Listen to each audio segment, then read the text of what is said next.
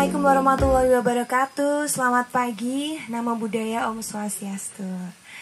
Kembali lagi bersama kami di sini dengan suasana penuh sukacita, masih dalam kegiatan Festival Lembagana 2020. Dengan kegiatan yang kemarin-kemarin sangat meriah, banyak pertunjukan, juga workshop, dan sekarang kita kembali lagi dengan workshop juga yang akan melakukan semacam pelatihan seperti itu ya. Pelatihan di sini kita nanti akan melakukan latihan penulisan lontar seperti itu bersama Igede Gita Purnama Arsaputra dan Dewa Ayu Charma Citrawati. Boleh dipanggil siapa supaya nggak kepanjangan nanti ya? Citra dan Bayu Emas dan Mbak gitu ya. Oke, jadi di sini nanti kita akan melakukan latihan tulis lontar. Mungkin boleh dijelaskan dulu sebenarnya tulis lontar itu seperti apa? Kurang lebihnya. Boleh? Oh ya, terima kasih. Terima kasih atas waktunya dan kesempatan untuk kami hadir di sini di antara keluarga di festival Lembagana 2020. Nah, menulis lontar sendiri itu adalah satu kebudayaan yang sebetulnya tidak hanya diwariskan di Bali gitu. Kebetulan saja masyarakat Bali hingga hari ini masih mewarisi kebudayaan itu. Kalau budaya menulis di atas daun lontar itu sebetulnya ada di hampir seluruh wilayah Indonesia, di Jawa terutama dan Bali gitu. Kalau di Bali sendiri tidak ada penelitian yang dapat dirujuk untuk mengetahui kapan sih awal tradisi menulis lontar itu ada di Bali. Cuman yang pasti bahwa penulisan di atas daun lontar itu adalah kebudayaan yang Bali dapatkan dari pengaruh Jawa sendiri gitu. Dan kebetulan juga bahwa penulisan lontar itu hingga hari ini masih dilestarikan dan dipertahankan di Bali sebagai satu warisan budaya. Nah, apakah yang ditulis di atas daun lontar? Kalau di Bali sendiri, yang di atas daun lontar itu biasanya adalah ditulis adalah teks-teks yang berkaitan dengan sastra, entah itu kakawin, entah itu keguritan. Ada juga teks-teks yang berkaitan dengan agama, khususnya agama Hindu dan Buddha. Ada juga beberapa Islam. Kemudian ada teks-teks yang berkaitan dengan pengobatan tradisional atau yang kami sebut di Bali itu usada. Ada juga teks-teks yang berkaitan dengan upacara-upacara kami di Bali, upacara Hindu gitulah ya. Kemudian ada juga teks yang berkaitan dengan hukum, khususnya hukum adat kami di Bali. Nah, kalau lontar itu sendiri di Bali memang ditulis menggunakan aksara Bali. Nah, apakah semua lontar harus ditulis dengan aksara Bali? Enggak. Di Bali juga ada lontar yang ditulis dengan aksara Bali kuno. Itu aksaranya sudah tidak dipakai lagi. Jadi aksara Bali yang kami pakai hari ini adalah aksara Bali yang sudah mengalami perkembangan evolusi dari induk-induk sebelumnya, termasuk aksara Bali kuno. Terakhir juga kami ada menemukan lontar yang ada aksara Merapi Merbabunya atau aksara Buddha, cuman itu kasus yang sangat langka. Jadi selama beberapa kali penelusuran kami hanya menemukan 4 titik yang memiliki lontar dengan aksara di luar aksara Bali yang berkembang hari ini. Jadi kira-kira seperti itu di Bali keberadaan lontar. Nah, kalau di Bali sendiri lontar itu banyak disimpan di rumah penduduk. Sebagai apa? Kalau lontar di rumah penduduk itu adalah satu bentuk warisan pusaka bagi masyarakat Bali. Nah, cuman karena identitasnya adalah sebagai warisan pusaka, jadi banyak masyarakat yang menganggap itu sebagai sesuatu yang sakral. Identitas gitu ya. Ya, jadi biasanya pemilik lontar di Bali itu adalah dari keluarga keturunan pendeta Brahmana begitu di Bali, jadi pendetanya. Kemudian ada juga dari keluarga keturunan bangsawan. Ada juga keluarga dari keturunan entah itu dukun, entah itu dulunya adalah tetua adat. Jadi lingkaran naskah lontar di Bali itu umumnya ada di keluarga-keluarga seperti itu, dan itu naskahnya atau lontarnya diwariskan secara turun temurun. Ya begitu kira-kira. Ada lagi? Itu tadi seputar tulis lontar itu sebenarnya suatu karya bukan sih? Iya, benar. Karya seni, termasuk dalam karya seni begitu ya. Cuman di sana difungsikan berbeda-beda menjadi media untuk menulis kayak gitu ya. Nah nanti kita di sini juga akan belajar itu, tapi bebas gak sih? Boleh bebas, misal mau nulis apa aja gitu kan? Maksudnya bebas aja gitu ya. Cuma nanti yang akan kita lebih dalami adalah tekniknya, seperti itu. Nah mungkin boleh tahu dulu dong untuk step-stepnya ini seperti apa nanti kegiatan yang akan kita lakukan. Ini dulu jelasin. Mungkin untuk workshop hari ini kita akan mulai dulu mengenal sebelum ada lontar jadi yang siap tulis seperti ini. Jadi kita harus tahu dulu pohon lontar itu atau yang masih mentah seperti apa. Jadi kami sudah bawakan juga contohnya. Ini lontar yang mentah sebelum diolah, sebelum siap menjadi alat tulis seperti ini. Wujudnya seperti ini. Jadi ya ini daunnya.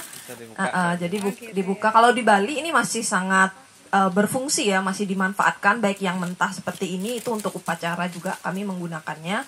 Biasanya digunakan dalam upacara-upacara kayak Dewa Yajna, untuk upacara adat di Bali masih digunakan, sangat berfungsi ini lontar ini. Kemudian ada beberapa proses pembuatan daun lontar karena lontar ini biasanya tumbuh di daerah yang memang panas ya. Jadi di daerah, kalau di Bali itu yang memproduksi itu di daerah Karangasem dan juga di daerah Jemberana.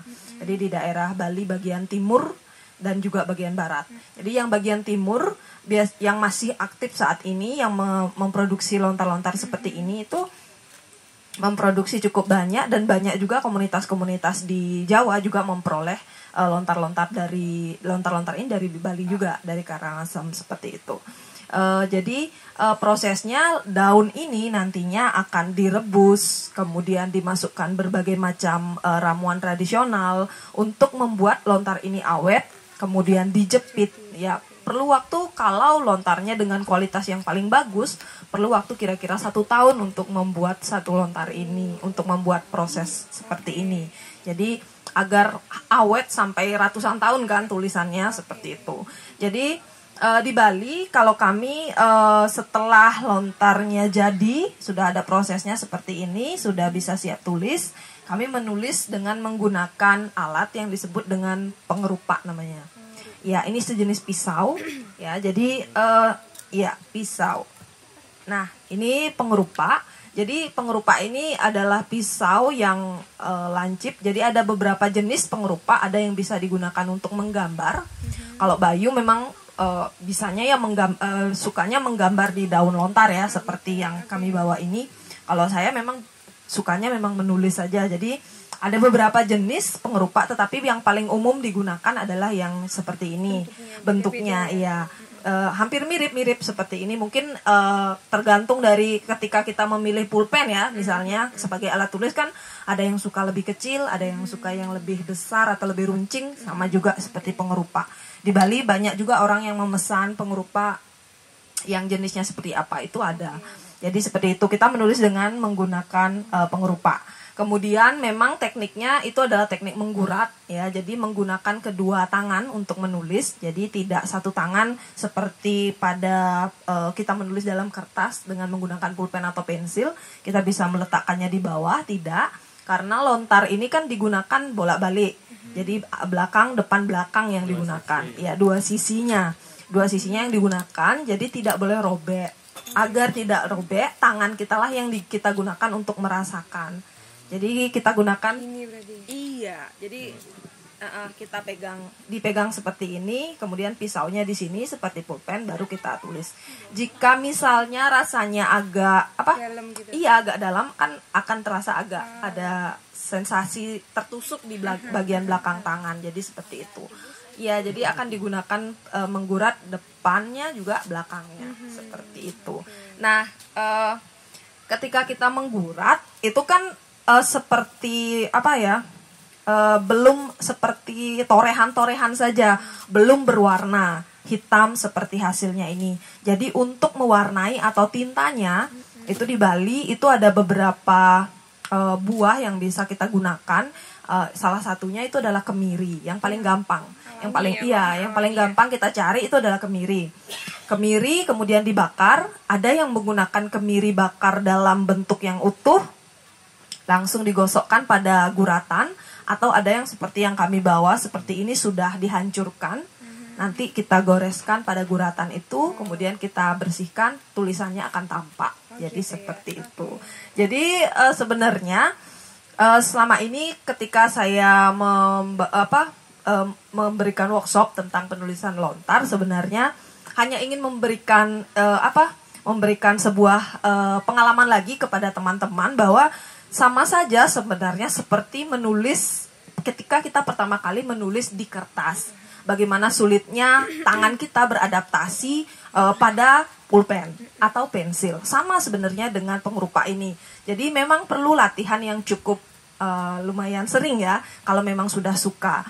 Beberapa kali melakukan workshop di luar, maksudnya di Jawa, seperti di Bandung, banyak sekali yang memang akhirnya suka untuk menulis. Dan memang menulis tidak hanya yang aksara Bali, kan ini juga bisa digunakan untuk menulis aksara Jawa juga. Yang Arab juga kemarin ada beberapa teman-teman yang menulis juga mencoba di atas daun lontar. Jadi seperti itu.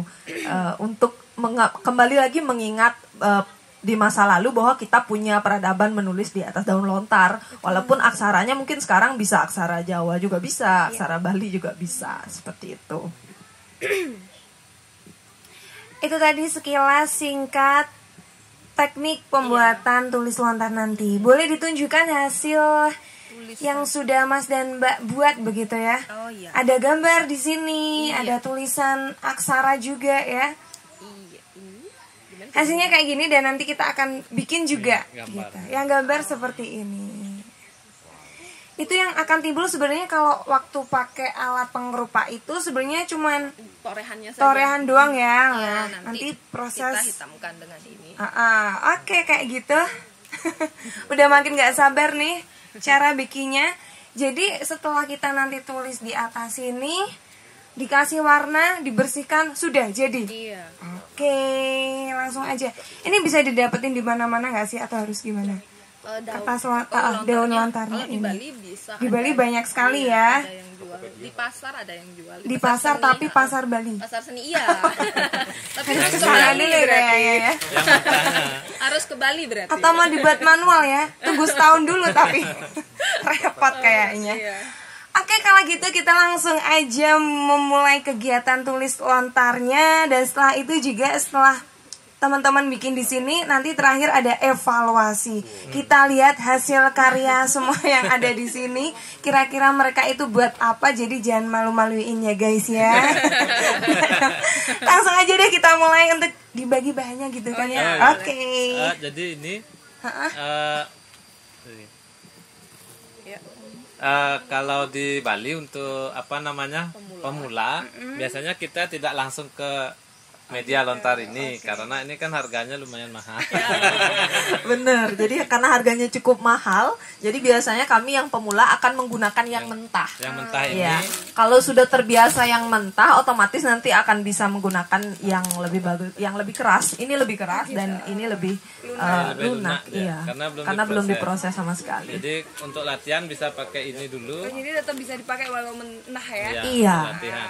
Untuk Ini- latihan. Ini untuk membiasakan tangan memegang media tulisnya, kemudian memegang alat tulisnya, membiasakan diri menggunakan alat tulisnya, menggerakkan begini. Oke. Nah, kemudian merasakan bahwa alat tulisnya tidak menembus media tulisnya, jadi yang pakai yang mentah saja dulu gitu. Kalau sudah terbiasa untuk melakukan itu, nanti baru pindah ke media yang yang lebih paten lah, yang sudah jadi. Iya, mungkin sebentar kalau misalnya akan kita bagikan dulu yang mentah, tapi juga teman-teman di sini juga akan dapat kok lontar yang sudah paten ini. Mau ditulis sebentar di sana, mau merasakan sensasinya di kedua medianya boleh. Jadi sudah ada tersedia yang mentah maupun yang sudah bisa siap pakai, seperti itu. kita bagi dulu. Jadi harus ekstra hati-hati semuanya ya, karena alatnya pun benda tajam seperti itu kan, itu jari-jari kita sendiri gitu, jadi perlu kehati-hatian. Dibagi dulu ya. Iya, Tak bantu ya, bagian sebelah sini. silakan.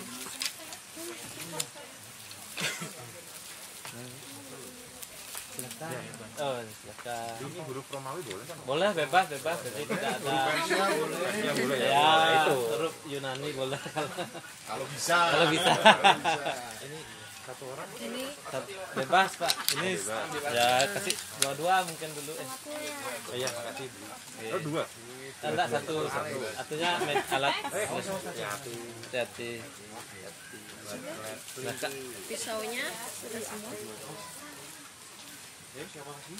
Kurang ininya. Satu. Jadi pengrupannya kurang satu. Oh, ini. Makasih. Ya, Pengerupaknya sudah. Oh, belum. agak beli.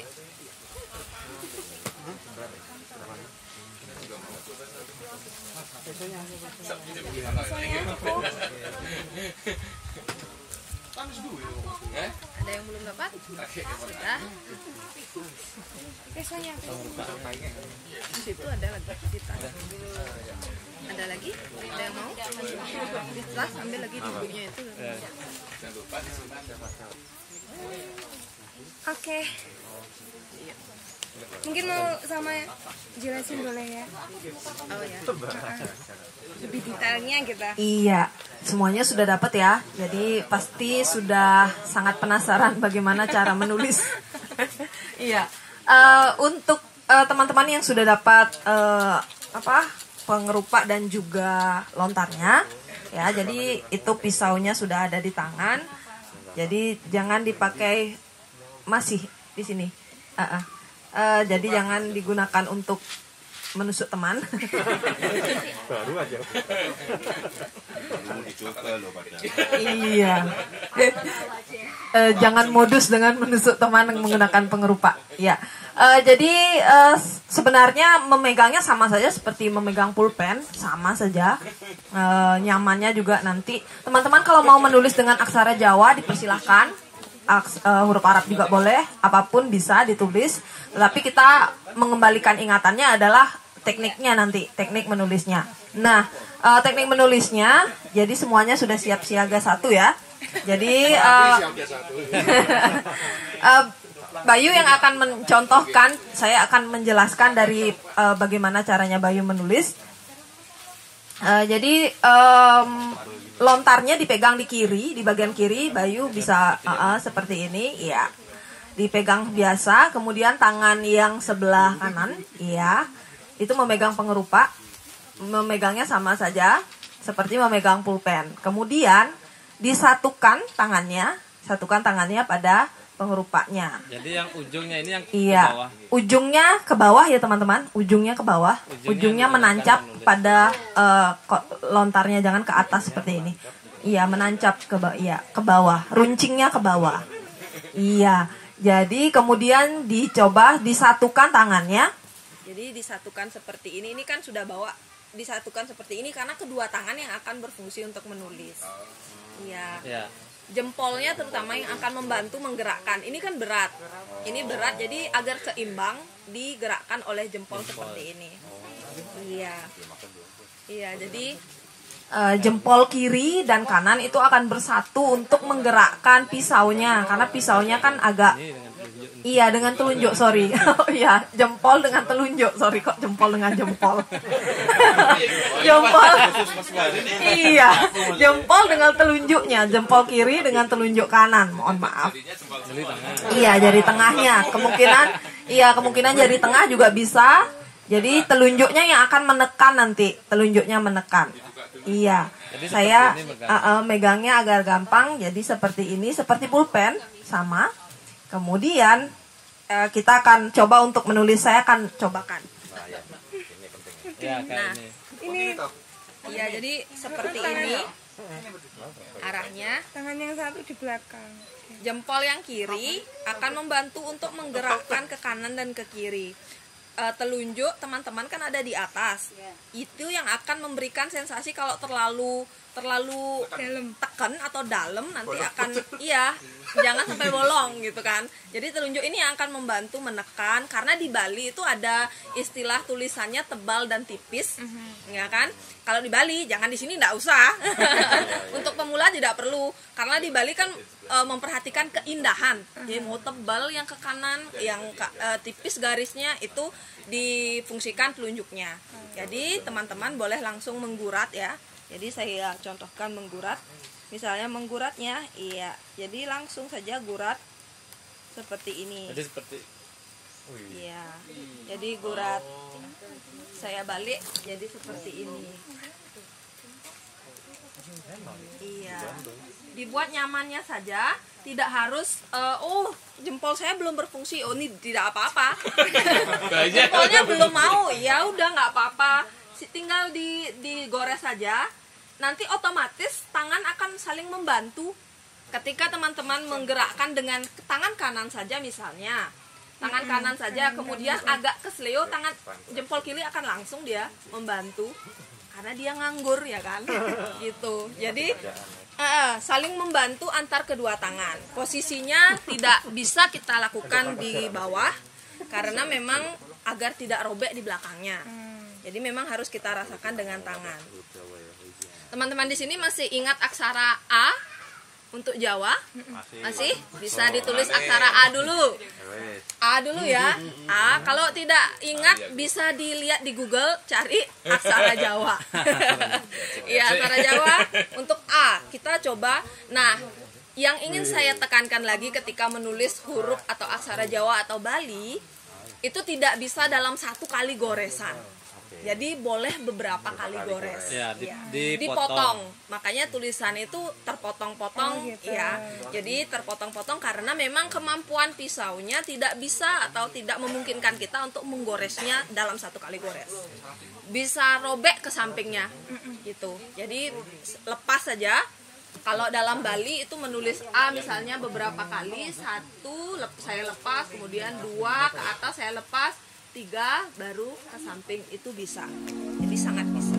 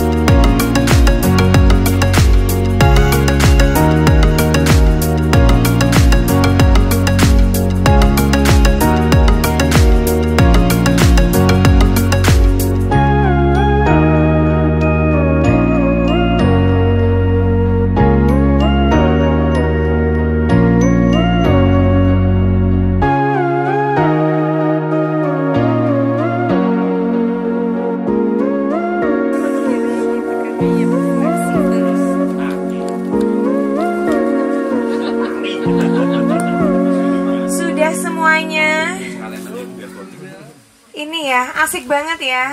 Sambil kayak gini kan, kayak misal lapar gitu lupa laparnya. Oke, mungkin Ini ya di lorot. disambi juga sambil masih dengan kesibukannya di sini. Dari Mas Bayu mau menyampaikan sesuatu mungkin boleh? Ya. Terima kasih untuk teman-teman yang partisipasi di kegiatan workshop menulis lontar pagi hingga siang hari ini. Jadi dari tadi kurang lebih 2 jam kita sudah merasakan sensasi bagaimana leluhur kita dulu itu melakukan dokumentasi intelektualitas mereka di atas media lontar. Jadi karena media lontar dan tradisi menulis di atas lontar adalah bagian dari tradisi dan budaya Indonesia, budaya kita. Kehadiran saya dan Citra di sini sebetulnya ingin mengembalikan ingatan masa lalu kita, begitu, sama seperti tema festival kali ini, merawat bumi, merawat ingatan. Jadi kehadiran kami juga ingin merawat ingatan masa lalu kita tentang kebudayaan menulis yang pernah kita miliki dan sekarang harusnya kita rawat lagi, harus kita hidupkan lagi. Karena kebetulan ini adalah tradisi yang Bali dapatkan dari Jawa, kami kembalikan lagi tradisi ini ke Jawa sehingga bisa dihidupkan lagi oleh teman-teman di sini, lalu dikembangkan jadi budaya dan tradisi yang bisa hidup lagi di khususnya di daerah sini, Karangjati ya. Terima kasih. Itu tadi kegiatan kita di siang hari ini, belajar menulis lontar. Semoga kebudayaan ini tetap terjaga dan mungkin semakin banyak orang yang tertarik dengan budaya yang ini. Oke, kalau gitu nanti kita akan lanjut lagi di kegiatan yang selanjutnya. Sampai di sini dulu. Terima kasih. Selamat siang.